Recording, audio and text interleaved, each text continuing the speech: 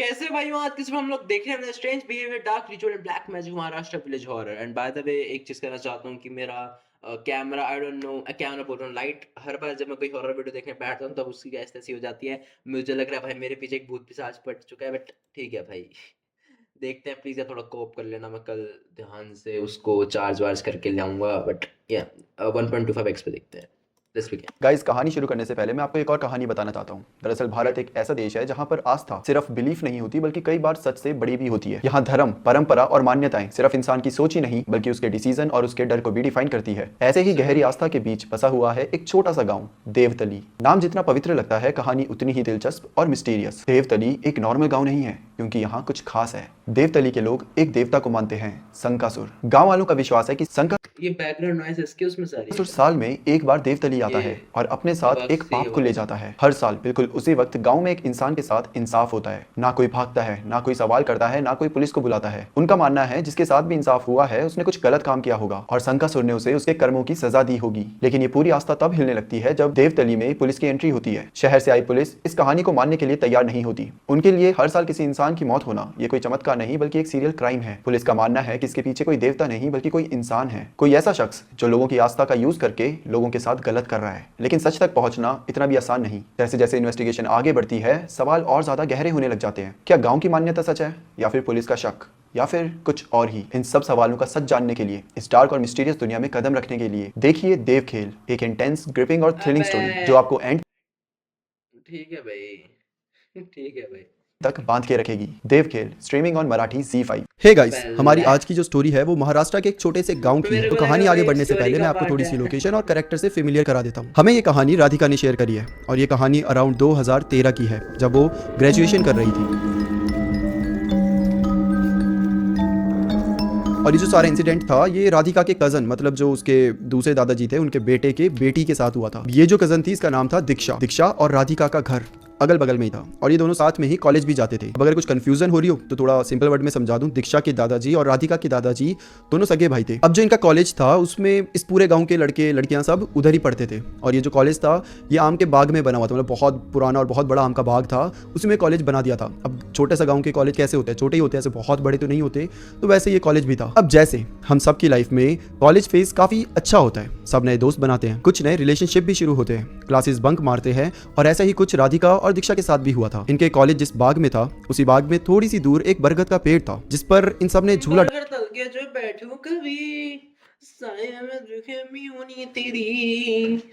डाल रखा था और अक्सर कॉलेज बंक करके ये लोग मार्केट चले जाते या तो फिर पूरा दिन उस झूले के पास बिताते। अब देखते देखते समय बीतने लगा, कॉलेज का लास्ट ईयर आ गया और अब प्रैक्टिकल का टाइम था। क्लासेस काफी जोरों शोरों से चल रही थी, सारी लड़कियां वहां पर आती और काफी फोकस करके पढ़ाई करती। अच्छा, अब एक दिन क्या होता है, राधिका अपना काम कर रही होती है तो दीक्षा राधिका के पास आती है। दीक्षा बोलती है कि बाहर चलोगी, राधिका मना कर देती है, उसके पास थोड़ा काम था तो दीक्षा अकेले चले जाती है। राधिका 10-15 मिनट में अपना पूरा काम निपटा कर अब दीक्षा को कॉल करती है तो दीक्षा फ़ोन पिक नहीं कर रही होती। राधिका पहले तो बाहर जाकर दीक्षा को ढूंढती है तो दीक्षा कहीं नहीं दिखती। इसके बाद जहाँ इन्होंने झूला बनाया हुआ था राधिका वहाँ जाती है, दीक्षा वहाँ भी नहीं होती। राधिका को लगता है कि या तो दीक्षा अभी मार्केट में गई है या फिर वो अपने घर चली गई है और राधिका वापस से अपनी क्लास में चली जाती है। करीबन आधे घंटे बाद दीक्षा क्लास में आती है। राधिका उससे पूछती है कि वो कहाँ पर थी और क्या कर रही थी, पर दीक्षा कोई जवाब नहीं देती। वो बस एक ब्लैंक स्टेयर मतलब बस घूरे जा रही थी जो कि बड़ा अजीब। What the fuck is this blank stare? ये तो नहीं थी, ये क्या था, ये कैसे ट्रांसफॉर्मेशन? पर दीक्षा कोई जवाब नहीं देती। वो बस एक ब्लैंक स्टेयर मतलब बस घूरे जा रही थी जो कि बड़ा अजीब तरीके से घूरना था। काफी समय तक पूछने पर भी जब दीक्षा जवाब नहीं देती तो राधिका ने भी पूछना बंद कर दिया, जिसके बाद दीक्षा अपनी सीट पर जाती है और हेड डाउन कर लेट जाती है। राधिका दीक्षा को देखती है, उसको लगता है या तो इसकी तबीयत खराब है, सर्वर दर्द कर रहा है या फिर कुछ तो हुआ है इसके साथ। अच्छा, एक बात थी, दीक्षा की शादी फिक्स हो गई थी, मतलब कॉलेज के खत्म होते ही उसकी रोहित नाम के एक लड़का था उसके साथ शादी होने वाली थी। तो दीक्षा अक्सर रोहित के साथ बातें करती थी तो राधिका को भी ये लगा कि रोहित के साथ बातें करते करते थोड़ी अनबन हो गई होगी, इसलिए इसका मूड खराब हो गया होगा। अच्छा, अब राधिका नॉर्मली अपना पढ़ाई कर रही है कि तभी उसे कुछ फील होता है। राधिका को फील होता है जैसे कुछ ना बहुत तेजी से हिल रहा है, आवाज़ सी आ रही है। राधिका यहाँ वहाँ देखती है और उसकी नज़र जाती है दीक्षा के पास। दीक्षा जो कि हेड डाउन करके लेटी हुई थी, उसकी पूरी बॉडी वाइब्रेट कर रही थी, ऐसा लग रहा था जैसे उसे करंट लग गया, वो बहुत तेजी से हिल रही थी। राधिका एकदम से आवाज़ देती है दीक्षा को और उसे उठाने की कोशिश भी करती है। दीक्षा की पूरी बॉडी उसके कंट्रोल से बाहर थी।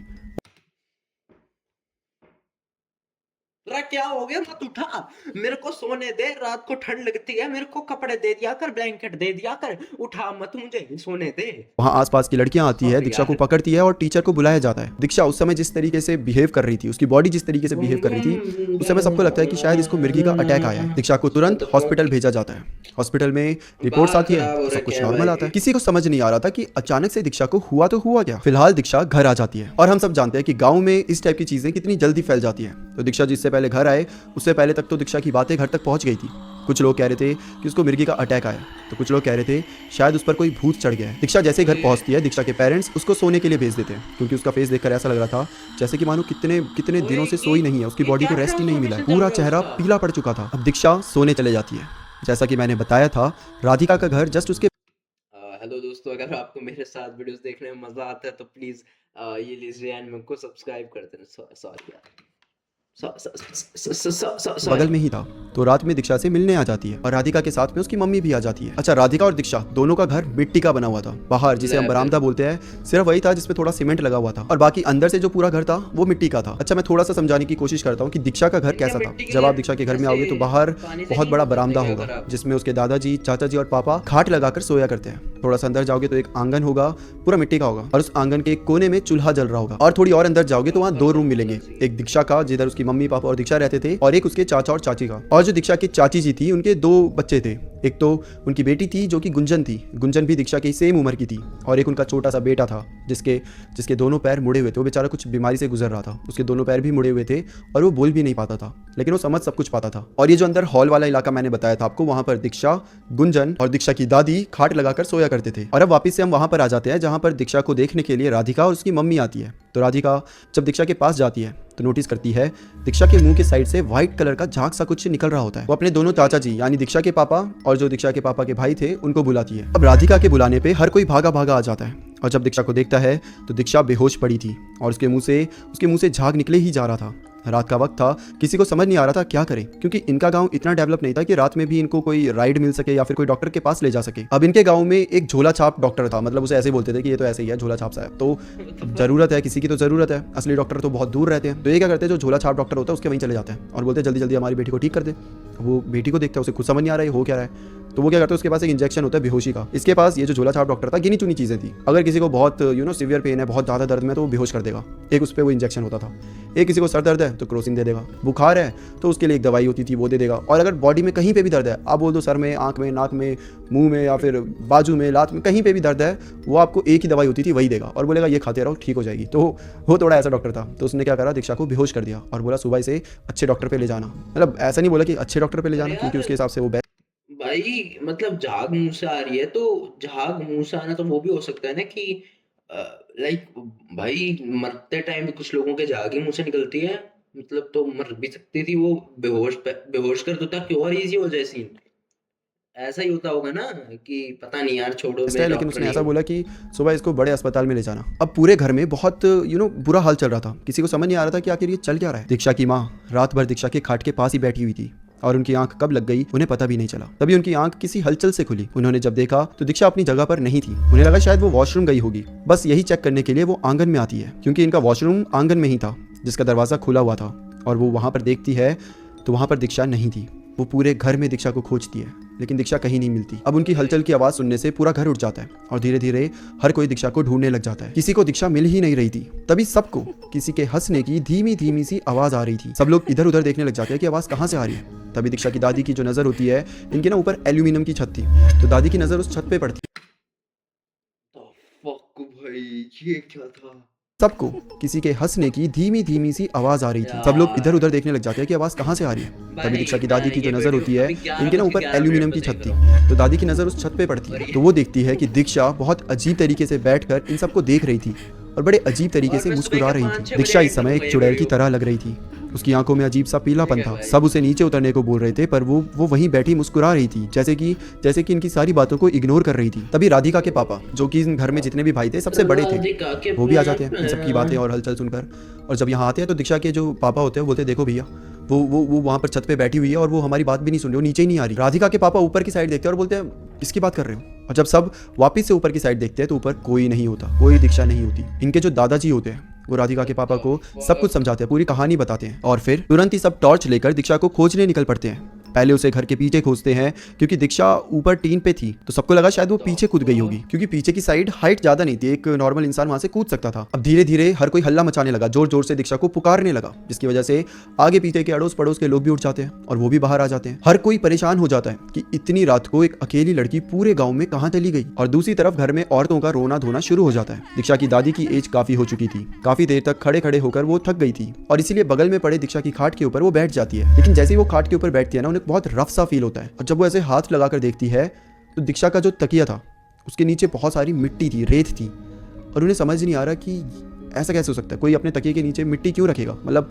अगर अपोजिट साइड में हो तो लगता है कि ठीक है पैर में मिट्टी विट्टी लगी है, वो बेड के ऊपर चढ़ी, मिट्टी वहाँ लग गई, लेकिन प्रॉपर इतनी सारी मिट्टी तकिए के नीचे, ये क्यों। दीक्षा की दादी दीक्षा की माँ को भी बुलाती है और जब उन्हें ये सब बताती है तो उनको भी बहुत अजीब लगता है। अब ये सारी चीजें देखकर जो आसपास की औरतें वहाँ पर इकट्ठा होती है वो फिर से बातें करने लग जाती है, कहीं दीक्षा के ऊपर कोई भूत प्रेत का साया तो नहीं, जिसपे दीक्षा की माँ सबको शांत कराती है और ऐसा ना बोलने को बोलती है क्योंकि कुछ ही दिनों बाद दीक्षा की सगाई होने वाली थी, उसकी शादी होने वाली थी और ये सब बातें अगर गाँव में फैलेगी तो फिर उससे शादी करने पर कहीं सामने वाले मना न कर दें। अभी ये सब चल ही रहा था कि तभी गाँव के सारे आदमियों के आने की आवाज आती है, सारी लेडीज घर के बाहर आती है तो देखती है दीक्षा अपने पापा की गोद में थी और दीक्षा बेहोश हुई पड़ी थी। उसके पापा बताते हैं कि दीक्षा आम के बाग, जो इनके कॉलेज का आम का बाग था जिसे मैंने शुरू में बताया था, वहां पर बेहोश मिली थी। अब किसी को समझ नहीं आ रहा था कि आखिर ये दीक्षा वहां पर गई क्यों और इतनी रात को वहां पर जाना, ये सब चीजें सेंस ही नहीं बना रही थी। दीक्षा के पापा ऐसे ही गांव वालों को थोड़ा सा समझाने के लिए बोल देते हैं कि दीक्षा की ऐसी लड़ाई वड़ाई हो गई थी तो भागकर चली गई। बचपन में लोग आजकल ऐसा कर देते हैं, कभी रूठ जाते हैं तो वहां से चले जाते हैं। अब गांव वालों को भी पता था कि सामने वाला झूठ बोल रहा है,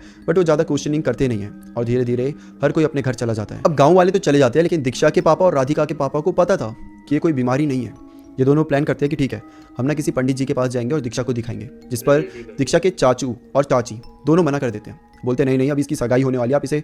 यार यही बात है ना कि इंडिया में तो वही होता है कि चाहे कितनी सीरियस प्रॉब्लम हो जाए भाई, शादी आ जाए बीच में या फिर ऐसी सब चीजें आ जाए तो सब कुछ इग्नोर करो और शादी पर पहले ध्यान दो, शादी ज्यादा जरूरी है।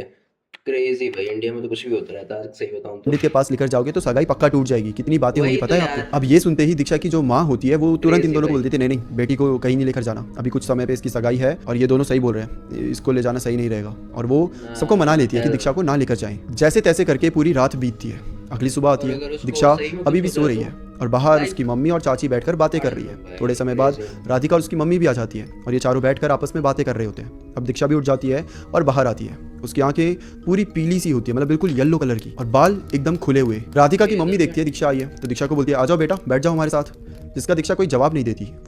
वो आंगन में, मैंने बताया कोने में चूल्हा था, तो वो बार बार उस चूल्हे को देखे जा रही है जिसमें थोड़े समय पहले वहाँ पे दाल बनी थी, खाना बना था, तो कुछ कोयले अभी भी रह गए थे जो कि जल रहे थे। वो बार बार चूल्हे की साइड देखे जा रही है। अब दीक्षा धीरे धीरे उस चूल्हे की तरफ बढ़ने लग जाती है। वहाँ पे बैठी जितनी भी औरतें थी सब दीक्षा को ही देख रहे थे कि आखिर कर क्या रही है। बट धीरे धीरे दीक्षा सीधा चूल्हे की तरफ जाती है और चूल्हे में से सीधा जो कोयले होते हैं उन्हें उठा लेती है। ये देखते ही वहाँ पे जितनी भी औरतें थी भागते हुए जाती है दीक्षा के पास। राधिका भी जाती है, राधिका दीक्षा को पकड़ के गिर जाती है और जैसे वो गिरती है दीक्षा के हाथ में से जो उसकी मम्मी होती है वो सब कोयले ऐसे निकाल देती है। अब दीक्षा गिरी हुई है राधिका के ऊपर और दीक्षा ना बहुत ज़ोर ज़ोर से हंस रही है, इतनी ज़ोर से कि राधिका के कान में उसके हंसने की आवाज़ बहुत ज़ोर से चुभ रही थी। अब यहाँ हल्ला मच जाता है। हल्ला सुनकर जो बाहर उसके दादा और दादी जी बैठे हुए थे दोनों अंदर आते हैं और दोनों पूरा मंजर देखते हैं। आग यहाँ वहाँ बिखरी हुई है, कोयले पड़े हुए हैं, दीक्षा के हाथ पूरे काले हुए हैं, राधिका गिरी हुई है, दीक्षा उसके ऊपर है और बहुत अजीब तरीके से हंस रही है। उसके दादाजी को ये सब देखकर बहुत गुस्सा आता है। वो एकदम चिढ़कर दीक्षा के पास जाते हैं, उसको उठाते हैं और उस पर चिल्लाने लग जाते हैं कि पागल हो गई हो क्या बेवकूफ़ी किए जा रही हो। दादाजी सुनाए जा रहे हैं, डांटे जा रहे हैं, लेकिन दीक्षा को कोई असर नहीं पड़ रहा। वो उसने अपना सर नीचे करा है और हंस रही है, चुपचाप हंस रही है। और एकदम से वो दादाजी की तरफ ऐसे गुस्से से देखती है, आंखें एकदम बड़ी करके सीधा घूरती है दादाजी को। दादाजी उसे देखते ही बहुत ज़्यादा डर जाते हैं, पीछे हो जाते हैं और फिर मतलब दीक्षा के पापा और उसके चाचा जी को तुरंत बुलाते हैं और उन्हें तुरंत बोलते हैं कि इसको अभी के अभी पंडित जी के वहाँ लेकर जाओ। लेकिन कोई था वहाँ पर जो नहीं चाहता था कि दीक्षा पंडित या मंदिर के पास भी जाए। वो थी दीक्षा की चाची और उसके चाचा।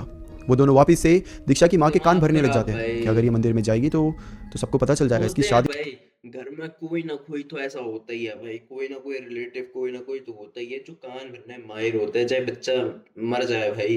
पर वही बात है ना कि इज्जत इज्जत डूबते। क्रेजी भाई, मैं खुद ही कंसेप्ट ही नहीं समझ आता कि आपको अपने बच्चे की ज्यादा पड़ी है कि अपनी इज्जत की ज्यादा पड़ी है? क्रेजी भाई। तक टूट जाएगी। दीक्षा की दादी जैसे ही सुनती है ना, बहुत जोर से इन सब पे चिल्लाती है, तुम सब पागल हो गए हो क्या? तुम बेवकूफ हो गए एक नंबर के। हाँ वो इसके मरते हैं बाद भाई उधर, दीक्षा को उसके दादाजी, कुछ हो उसकी जाए तो दादी जी फिर। और उसके पापा, ये तीनों मिलकर दीक्षा को पंडित जी के पास ले जाते हैं और बाकी सब यहाँ घर में ही पड़े रहते हैं। अब ये सब तो चले गए थे, पड़े लेकिन रहते राधिका हैं, यहाँ पर क्रेजी इस समय भाई। पर इन्हीं के साथ थी, मतलब चाची, चाचा और उसकी माँ जो घर में थे, राधिका भी उनके साथ थी। तो राधिका बताना है कि जैसे ये लोग दीक्षा को लेकर जाते हैं, दीक्षा की चाची, उसके चाचा और गुंजन, ये तीनों अपने रूम में जाकर पता नहीं क्या बातें करने लग जाते हैं। और फिर कुछ ही समय बाद दीक्षा के चाचा, चाची, हर कोई एक बैग लेकर वहां से चले जाते हैं। सबको समझ नहीं आता कि ये हुआ क्या। अब दीक्षा को घर आने में करीबन रात के 11 बज जाते हैं और जब वो घर आती है तो उसके अंदर इतनी भी एनर्जी नहीं बची होती कि वो ढंग से खुद खड़े हो सके। और दीक्षा को उसके घर ना ले जाकर राधिका के घर में सुलाया जाता है। दीक्षा के चाचा, चाची, ये सब जो होते हैं, ये पूरी रात घर भी नहीं आते, मतलब ये सुबह के निकले हुए हैं, पता नहीं कहाँ गए, कोई फोन का जवाब नहीं, कुछ नहीं, बस चले गए और अभी वापस ही नहीं आ रहे। अगली सुबह होती है और एक पंडित जी दीक्षा के घर में आते हैं। पंडित जी आते हैं और अपने साथ 2-3 और पंडित जी को लाए होते हैं और फिर उनके पूरे घर में एक हवन कराया जाता है, जो कि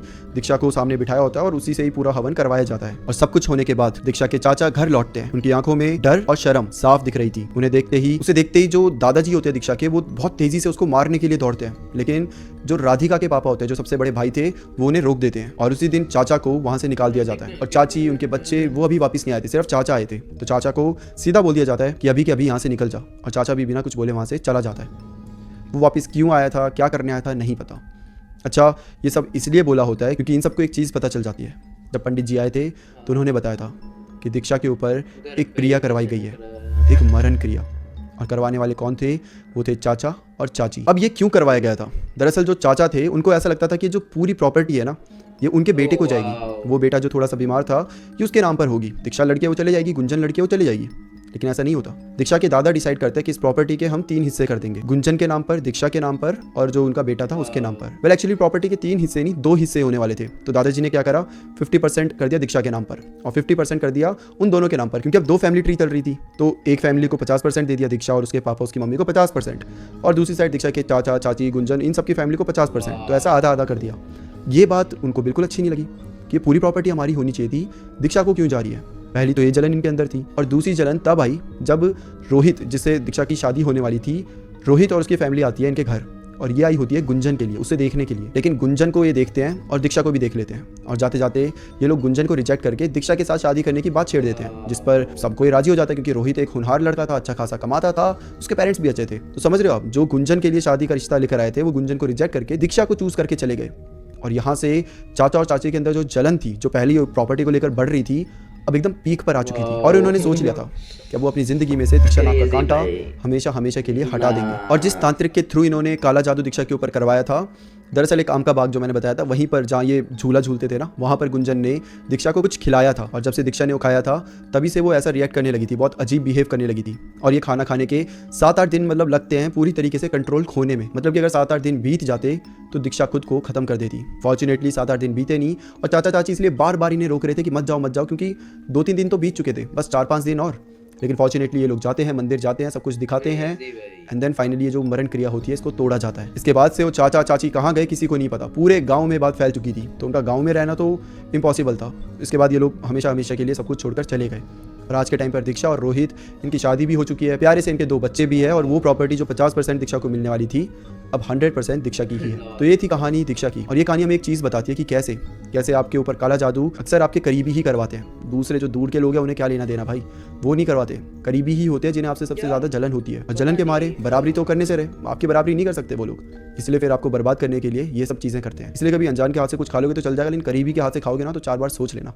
well that's it for today. और हाँ, जाने से पहले मैं आपको कुछ बताना चाहता हूँ। दरअसल इस चैनल पर कुछ आ रहा है, कुछ बहुत बड़ा एक अनाउंसमेंट मैं करने वाला हूँ, जिसे सुनकर आप सबको तो मतलब आप सबके मजे आने वाले हैं। तो वेट करना, जल्दी मैं अनाउंसमेंट करूंगा। उस चीज़ के ऊपर जोरों शोरों से लगा हुआ हूँ, एंड आई रियली होप कि इस बार वो चीज़ हो जाए। तो एक बार अगर वो चीज़ हो जाती है तो मैं आपको बताता हूँ। बाकी फिर मिलते हैं किसी और टॉपिक के साथ। माय गोट भाई, I'll fuck you, my goat, my fucking goat भाई, कुछ भी कहो भाई। I like I'll fuck you more than any other horror, ये सब जॉनर वाले लोगों से। Consistent plus crazy story telling. Oh my GOAT भाई, माय गोट भाई। बाकी पता है, मैं तो एक ही चीज कहूंगा कि यार मैं कुछ चीज ये कंसेप्ट ब्लैक मैजिक आज तक समझ नहीं आया, सही बताऊं तो, कि how the fuck can someone like do a black magic on you, जिससे तुम्हारा लाइक ऐसा तो यार कोई भी किसी, तुम ऐसा फिर जाके एलोन मस्क पे कर दो, उसकी उसकी सारी ऐसी हो जाएगी, फिर तुम्हारे पास मतलब क्या ठीक है भाई, मुझे नहीं पता, I am not gonna say anything bad about this. Like कर देते हैं। बाकी अगर तुमको इस वीडियो को देख के मजा, इस वीडियो को लाइक कर सकते हो, चैनल पे करने सब्सक्राइब कर सकते हो। मेरे मेन चैनल पे एक नई वीडियो डाली है मैंने 6.5 मिनट की, अगर तुम्हारे पास हूँ तो जाके उसको देख सकते हो, बड़ी अच्छी वीडियो है। ठीक है, लिंक डिस्क्रिप्शन में होगा। मेरे इंस्टाग्राम का लिंक डिस्क्रिप्शन में होगा, वीर इज यापिंग उसका @ है, वहाँ पे ब्रेन डॉट बहुत क्रेजी क्रेजी वीडियोस डालते रहते हैं, तो उसको जाके फॉलो कर सकते हो, बहुत वहाँ पे एक्टिव हूँ मैं। एंड बाकी अगर तुमको मेरे साथ और वीडियोस देखनी है तो उस चैनल को सब्सक्राइब कर सकते हो। बाकी मिलते हैं अगली वीडियो में, तब तक के लिए I have a dream, that's all I need. I'll make it happen with some work.